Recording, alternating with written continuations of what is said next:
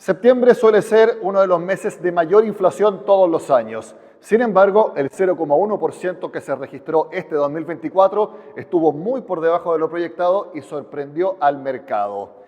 ¿Cómo esto influirá en las decisiones de la tasa de interés que tome el Banco Central? Eso es lo que analizaremos en este noticiero de Renta 4 junto al gerente de Economía y Estrategia de Visa Inversiones, Sebastián Sensacua.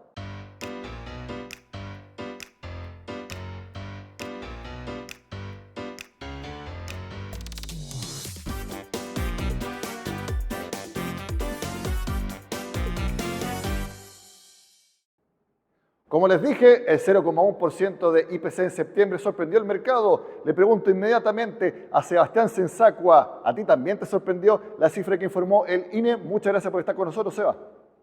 Muchas gracias, Nico, por la invitación. Un agrado estar aquí conversando contigo. Y bueno, efectivamente el dato fue sorpresivo y también por nuestro lado nos sorprendió, dado que en nuestro equipo estábamos estimando una variación mensual de 0,3% y finalmente fue un 0,1% y con esto en el fondo vemos que la principal sorpresa se generó principalmente en los ítems de alimentos, en esa división en particular, con retrocesos en precios por el lado de las carnes, por ejemplo, y en algunas frutas y verduras frescas. Ahí es donde se concentró principalmente esta sorpresa que llevó a que la inflación en términos mensuales fuera menor a la esperada. Si uno ve en el fondo cómo está sucediendo la evolución acumulada de la inflación, ¿ya?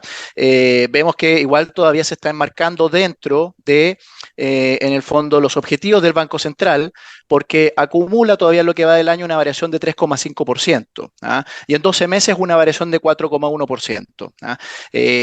Hay cosas igual que hay que estar atentos hacia los próximos meses, sobre todo lo que pueda pasar en octubre, en ese sentido, porque si bien esta sorpresa fue negativa desde el punto de vista que fue menor a lo esperado, octubre, por el contrario, se está viendo con algunos potenciales riesgos alcistas, sobre todo lo que pueda pasar por el lado de electricidad. Sebastián, intuitivamente uno hubiera pensado que en septiembre hubiera sido bastante mayor el IPC, tal como ustedes proyectaban, y específicamente la división que marcó las bajas alimentos en un mes en que se compra mucha carne, en que también se consume mucha verdura por las fiestas patrias, entonces uno ahí también se sorprende doblemente.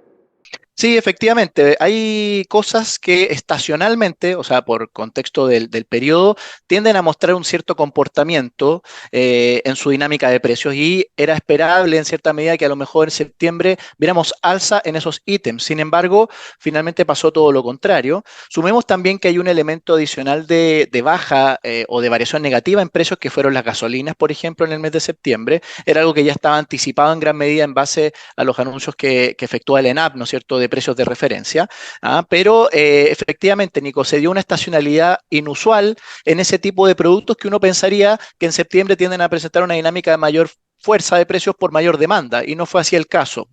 Por ejemplo, un producto que sí mostró una estacionalidad acorde con el patrón histórico es transporte interurbano, que ahí se ve reflejado a lo mejor ese tema de septiembre, ¿no es cierto? Ese tema de este fin de semana que fue más largo posiblemente y que la gente en general se movilizó y hubo una mayor demanda por ese lado, y ahí se vio reflejado a lo mejor ese patrón más habitual para ese mes. Alimentos, por el contrario, sorprendió a la baja y eso es algo que posiblemente generó esta sorpresa. Y a lo mejor hay que ver si es que esto se repite hacia el próximo año, pero posiblemente es muy pronto para suponer eso. Más bien lo que deberíamos esperar es que habitualmente los precios de alimentos nuevamente muestren un patrón alcista, a lo mejor en septiembre del 2025. Con este 0,1%, la UEF de aquí al próximo IPC va a crecer en torno a $1 por día. Eso es un alivio bastante importante para todos quienes pagamos créditos hipotecarios, seguros de distintos tipos que están reflejados en UEF y también arriendos que estén en ese indicador. Tú lo mencionaste y quiero que pasemos directamente a lo que se espera para octubre. Algunas predicciones que yo he visto son bastante mayores, 0,5, al menos 0,4% o 0,6%. Recordemos que se viene lamentablemente una nueva alza importante de las cuentas de la luz. Claro, efectivamente, Nico, como tú bien mencionas, tenemos riesgos o elementos a considerar para el IPC de octubre que pueden generar una variación más alta. En particular, lo que puede suceder en el ámbito de electricidad, en donde como equipo de estudios acá en Visa Inversiones estamos estimando posiblemente una variación al alza en las cuentas de la luz que podría llegar a ser incluso del 17% en el mes de octubre. Con eso, en el fondo, hay una incidencia de ese ítem que es relevante por la variación que estaría mostrando la cuenta de la luz. Al mismo tiempo, hay otro elemento adicional que puede generar presión de inflación, a lo mejor ver qué pasa en octubre, ver qué pasa también en noviembre, qué es lo que está sucediendo en el mercado internacional por el lado del precio del petróleo. Aquí hemos tenido un alza relevante en el último tiempo asociada a las tensiones geopolíticas que hay en Medio Oriente. Sumemos el tipo de cambio también que ha tenido una variación alcista ahora de corto plazo en 9,34, está ahora cotizándose en torno a esos valores, por lo que veníamos de 900 hacia el cierre de septiembre, entonces por eso en el fondo podemos suponer que hay elementos para esperar una variación que podría estar incluso en torno al 0,6%, que es lo que estimamos nosotros como equipo de inversión, equipo de estudios acá en Visa Inversiones.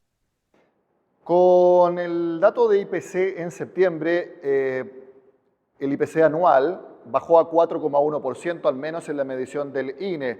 Hay otro cálculo que involucra si es que la actual canasta de precios se aplicara para los 12 meses anteriores, entonces ahí sería menor el IPC anual. Pero vamos a suponer que está en 4,1%. Esto lo deja al mismo nivel que había en mayo, en descenso.